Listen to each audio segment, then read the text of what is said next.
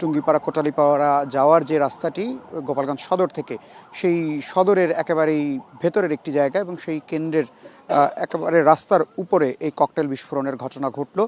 এবং গতকাল রাতেও আমরা দেখেছি গোপালগঞ্জের জেলা প্রশাসকের বাসার সামনে ককটেল বিস্ফোরণের ঘটনা ঘটেছে। অর্থাৎ গত এক মাসের হিসেবে এটি 6 নম্বর ককটেল। ভোটের আগে রাতে নিশ্চিত নিরাপত্তা ব্যবস্থা জোরদার করা হয়েছে আইনশৃঙ্খলা রক্ষাকারী বাহিনীর পক্ষ থেকে, কিন্তু তারপরও ককটেল বিস্ফোরণের ঘটনা ঘটল গোপালগঞ্জে। আবারও গত রাতের পর আবারও এই নতুন করে ককটেলের ঘটনা ঘটলো এবং এটি একেবারেই কেন্দ্রের সামনে। আইনশৃঙ্খলা রক্ষাকারী বাহিনীর সদস্যরা এসেছেন। এখন থেকে 10 থেকে 15 মিনিট সময় আগে এই ককটেল বিস্ফোরণের ঘটনা ঘটলো।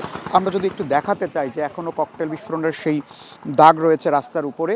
কেন্দ্র একেবারেই আমার ডান দিকে, সেই কেন্দ্রে আইনশৃঙ্খলা রক্ষাকারী বাহিনীর সদস্য অর্থাৎ পুলিশ থেকে শুরু করে সবাই আছেন। এবং এর বাইরে আমরা সেনাবাহিনীর সদস্যদের কিছুক্ষণ আগে এখানে আসতে দেখেছি।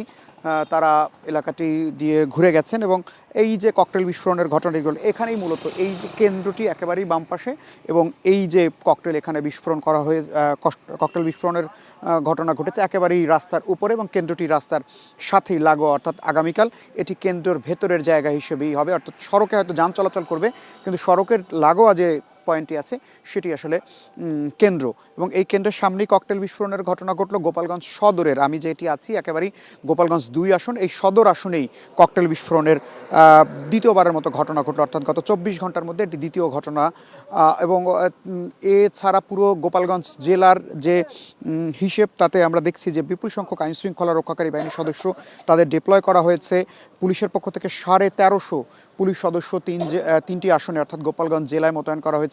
500 সেনা সদস্য রয়েছে এবং 500 র্যাব সদস্য রয়েছে, 8 প্লাটুন বিজিবি রয়েছে। অর্থাৎ গোপালগঞ্জকে ঘিরে এক ধরনের আলাদা নিরাপত্তা ব্যবস্থা নেওয়া হয়েছে। যে এই এলাকা যেহেতু আওয়ামী অধ্যুষিত এলাকা, এখানে আওয়ামী লীগের ভোটার বেশি, সে কারণেই আসলে আইনশৃঙ্খলায় কোনো ধরনের ঢিলেঢালা রাখতে চায়নি প্রশাসন, কিন্তু তারপরও ককটেল বিস্ফোরণের ঘটনা ঘটলো।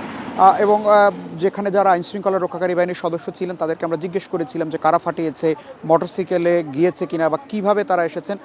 সে বিষয়ে আসলে তারা কেউ কিছুই বলতে পারেননি।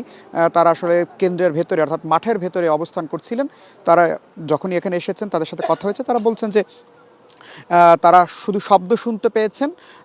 এরপরে এসে তারা কারা এটি ফাটিয়েছে সেই সম্পর্কে তারা এখন পর্যন্ত নিশ্চিত নয়, যে কারণে তারাও খুঁজছেন। অর্থাৎ আইনশৃঙ্খলা রক্ষাকারী বাহিনী সেনা সদস্যদের বিশেষ করে আমরা দেখছি এই এলাকায় টহল বৃদ্ধি করেছে। কিছুক্ষণ আগেই সেনাবাহিনীর 3টি টহলের গাড়ি এই এলাকা দিয়ে গিয়েছে। এবং গত 15 দিনের হিসেব যদি বলি গোপালগঞ্জের, যে আমরা গত 15 দিন গোপালগঞ্জে আগে যে পরিস্থিতি দেখেছি, এখানে 2টি সংখ্যা রয়েছে নির্বাচনকে ঘিরে। প্রথম সংখ্যা যে আইনশৃঙ্খলা পরিস্থিতি আসলে কেমন থাকবে গোপালগঞ্জের, এটি শুধুমাত্র গোপালগঞ্জ নয়, সারা দেশের মানুষের এক ধরনের আলাদা নজর আছে গোপালগঞ্জের উপরে। সে কারণে গোপালগঞ্জের জন্য আলাদা আইনশৃঙ্খলার ব্যবস্থার কিন্তু অর্থাৎ বাড়তি যে এক ধরনের ব্যবস্থা সেটি আমরা পরিলক্ষিত করছি। এবং 23 জন নির্বাহী ম্যাজিস্ট্রেট থাকছেন আগামীকাল ভোটের এই যে সামগ্রিক আইনশৃঙ্খলা পরিস্থিতি নিয়ন্ত্রণের জন্য। এই আইনশৃঙ্খলার পাশাপাশি আরও একটি বিষয় রয়েছে গোপালগঞ্জে, যে ভোটার উপস্থিতি কেমন হবে। এবং এই ভোটার উপস্থিতি নিয়েও এক ধরনের গোপালগঞ্জের মিশ্র প্রতিক্রিয়া রয়েছেন। যারা একেবারেই আওয়ামী লীগ নেতা ছিলেন বিভিন্ন পদে, তারা কিন্তু এখন আর এই এলাকাতে নেই। অনেকেই গা ঢাকা দিয়েছেন, পলাতক রয়েছেন, যে কারণে যারা সাধারণ সমর্থক আছেন তারা আসলে ভোট দিতে কতটা আসবেন সেজন্য কিন্তু প্রার্থীরা যারা প্রচার করেছেন এইখানে একেবারে এক আসন যদি বলি, সেখানে চতুর্মুখী একটি লড়াই হতে যাচ্ছে। 2 জন স্বতন্ত্র প্রার্থী রয়েছেন, বিএনপির একজন রয়েছেন, জামায়াতের একজন রয়েছেন। চতুর্মুখী একটি লড়াই গোপালগঞ্জ 1 আসনে রয়েছে। সেখানে জামায়াতের প্রার্থী, বিএনপি প্রার্থী এবং স্বতন্ত্র 2 জন প্রার্থীর মধ্যে যে লড়াইটি হবে, সেই লড়াইটি হবে কাশিয়ানী এবং মকসুদপুর, কাশিয়ানীর একটি অংশ এবং মকসুদপুর উপজেলা, এই 2টি জায়গাকে ঘিরে গোপালগঞ্জ 1 আসন এবং কাশিয়ানীর একটি অংশ 7টি ইউনিয়ন এবং গোপালগঞ্জ সদরের 21টি ইউনিয়ন, এটিকে ঘিরে গোপালগঞ্জ 2 আসন। সেই সদর আসনেই আমি এখন আছি। এখানে আসলে স্বতন্ত্র প্রার্থীর সাথে বিএনপি প্রার্থীর লড়াইয়ের একটি আভাস আমরা পাচ্ছি, এখানকার ভোটাররাও তাই মনে করছেন। এবং যেটি সাবেক প্রধানমন্ত্রী শেখ হাসিনার আসন টুঙ্গিপাড়া এবং কোটালীপাড়াকে ঘিরে, সেখানে বিএনপির সাথে স্বতন্ত্র প্রার্থীর লড়াই হবে এমনটি আভাস পাওয়া যাচ্ছে। 10,92,000-এরও বেশি ভোটার রয়েছেন এবং সেই ভোটারদের কত শতাংশ ভোট দিতে আসবেন সেটি হয়তো কাল বেলা বাড়ার সাথে সাথে আমরা বুঝতে পারবো যে ভোটার উপস্থিতি হবে। কিন্তু এই ককটেল বিস্ফোরণের ঘটনা ভোটারদের মধ্যে এক ধরনের উদ্বেগ তৈরি করছে। এটি আসলে যারা ভোট চান না বা ভোট ব্যাহত করতে চান তাদেরই কাজ বলে আইনশৃঙ্খলা রক্ষাকারী বাহিনীর সদস্যরা প্রাথমিকভাবে ধারণা করছে। যেহেতু তারা এখন পর্যন্ত দুর্বৃত্তদের শনাক্ত করতে পারেনি, তারা হয়তো ধরে ফেলতে পারলে বা তাদেরকে যদি আটক করতে পারে, গ্রেপ্তার করতে পারে, তাহলে হয়তো পরিচয় নিশ্চিত হওয়া যাবে যে কারা এই ঘটনার পেছনে রয়েছে। কিন্তু অনুমান একটি করা যাচ্ছে যারা আসলে ভোট ব্যাহত করতে চায় তারাই মূলত এই ঘটনাগুলো ঘটিয়ে থাকতে পারে। গতকাল রাতে জেলা প্রশাসনের বাসভবনের সামনেও একইভাবে ককটেল বিস্ফোরণের ঘটনা ঘটেছে এবং আজ একেবারেই কেন্দ্রের সামনে ককটেল বিস্ফোরণের ঘটনা ঘটলো।